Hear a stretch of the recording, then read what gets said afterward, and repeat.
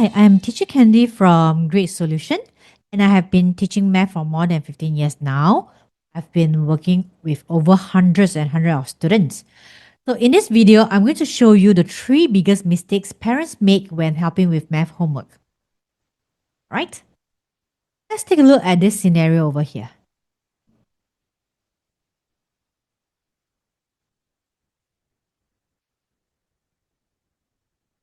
Parents, does this scenario look or feel familiar? So, a few years ago, a parent told me, Teacher Candy, my child understands when you're teaching. At the moment I help at home, we end up arguing. And honestly, I hear this all the time from parents. So if homework feel like a battlefield in your own home, you're definitely not alone. And let's take a look at why it happens. Now, if your child dreads doing math homework with you and you're thinking, why does my child understand in class but struggle at home? Why do homework sessions always end up in argument? Why does my child keep saying, I don't know?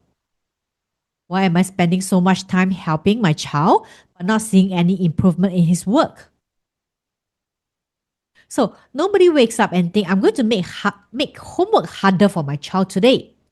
Our parents do these things because they care. They don't want their child to suffer. They don't want their child to struggle, and they don't want their child to feel frustrated. This caring instinct is exactly how some of the habits happen. Okay, stepping in, giving answers, and facing every error all comes from love. The instinct to help is correct. It is only the method that needs a small shift. All right, let's take a look at the three habits. Okay, first of all, taking over the pencils. Doing it for them skips the struggle where learning lives. Number two, insisting only on one method. All right, so it can limit flexible thinking. So, habit number three, asking only what instead of how. All right, so let's take a look. This is a common homework conversation between a lot of parents and their child. Okay, let me show you how to do it. The child say, okay. And after that, the parents will say, look, this is how you do it. And the child just not accept the answer, but really don't understand the process. Okay, so the homework got completed, but the learning process never really happened. Okay, so think about it this way. How we teach a child to ride a bicycle. Now, we wouldn't get on a bicycle and ride it for them. We will stand beside them, steady them, guide them, encourage them, then gradually let go. Okay, so learning math works in the same way. Okay, so our role isn't to remove every struggle or every obstacle for them. It's to provide just enough support for the child to keep thinking and eventually solve the problem independently. So when we take over the pencil, the child may reach the answer, but they don't get to develop the confidence and skill to do it by themselves the next time. All right?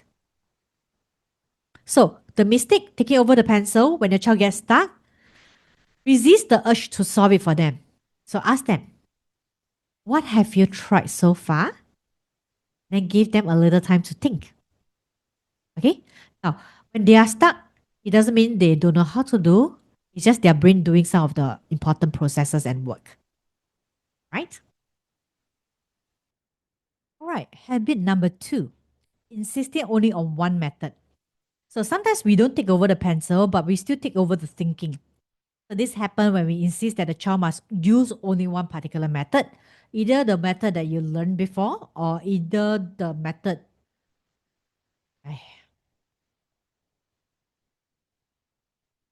All right. Habit number two. All right. Insisting only on one method. So sometimes we don't take over the pencil, but we still take over the thinking. Now this happens when we insist that the child must use only one particular method.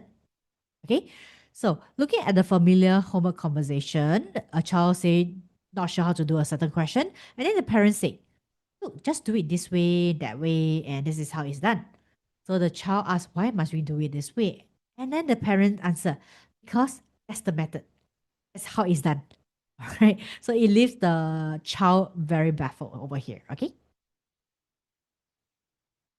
So let's take a look at an example. Okay, so we'll take a look at a simple question and where students get mistakes here and there. Okay, so let's take a look. So a box contains 48 red bits and 37 blue bits. How many bits are there altogether? So let's see the child's working. Okay, so that's the model. Okay, it's very nicely drawn. Okay, but the method. So a standard addition, 48 plus 37 equals to 85. Okay, that's fine. That's correct. Okay, the method is correct. Another child might write 48 plus 30 plus 7 equals to 85. You see the answer is also correct, yeah? Okay, but the method is slightly different, okay? The child actually partitioned 37 into 30 and 7. So what's going on? So let's take a look at the third child first. Okay, 48 plus 2 plus 37 minus 2 equals to 50 plus 35, which is 85. Okay, so answer 85, right? So let's take a look. The working may look different from the method we learned, which is usually the standard addition, but different doesn't mean it's incorrect. And different doesn't mean that the logical reasoning behind the method is wrong. Okay? So instead, we ask the child, can you explain how your method works? Okay?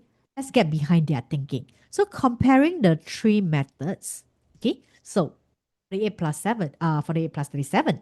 Okay? Method A, column addition. That's the proper way. Okay? A lot of people are taught this column addition and nothing wrong with that. It's correct. Okay, so another child use this method, make a 10 first, okay? So 48 plus 30 first, okay? Then plus the ones, okay? That's fine as well, okay? The child just want to play with the place value, which is, again, nothing wrong about that, okay? So method C, adjust both numbers. So when they adjust both numbers, they are trying to make the numbers friendlier.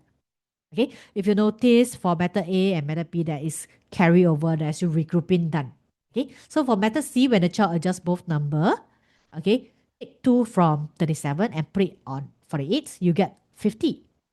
Okay, and then you get 35 as well. So you can add them easily, okay, without regrouping. So you can see that the different number sense between different child is again different. Okay, so let them try their way. Let them experience with it. Okay, if the mathematical logical reasoning behind, there's nothing wrong with it, it's fine to let them try. Okay. So mistake number 2, insisting on only one method. Okay. Try this instead. Focus on whether the method makes mathematical sense. Okay. The goal is to understand the numbers, the number sense, and different children see the numbers differently. Okay. Ask, can you explain your thinking? Let them explain their methodology to you. All right? Okay, so if your child can understand why it works, they may understand the concept more deeply than you realize. Yeah? Okay? Okay. Habit number 3, asking what instead of how. Okay? So the third habit is asking, what's the answer? How did you get your answer? So when we focus only on whether the final answer is correct, we may miss the opportunity to understand how your child is thinking. Instead, try asking this. Can you show me how you work this out? Can you show me why you choose this method? Okay. So even if their answer is wrong, the explanation can reveal exactly where the misunderstanding or where the mistake comes from. So if the answer is correct, it helps us to check whether they truly understand the concept or they just simply guess. Uh, School teachers like to say it's a fluke. Okay. So without proper working or understanding, most likely, they guess the answer. So now remember, mathematics is not just about getting the answer, it's about developing the thinking process behind it. All right? Let's take a look at this answer. Okay. A box contains 48 red bits and 37 blue bits. How many bits are there altogether? Okay, so the same question as we were doing just now. Let's see a different mistake made by another child. Okay. So again, model is there. Model is nice. Okay. 48 plus 37 equals to 715. Okay, child's answer is 715. Okay, so let's look at this answer here. Okay, at first glance, we may assume that the child was simply careless. But when we ask further, can you explain how you got 715? We discover something important. The child correctly calculated 8 plus 7 as 15 and 4 plus 3 as 7. Okay, so the child knows how to do his addition, of course. However, the child placed the 7 in front of 15 without regrouping the 15 once. So the problem is not carelessness, it is a gap in the child's understanding of place values and regrouping. So a wrong answer is not just simply something to correct. It's a clue that helps us to identify what the child needs. So the child can do his addition well. He understands the question is adding, but he has a issue with regrouping and his values. Okay, so this helps the teachers and the parents to actually go back to regrouping and bring up his foundation.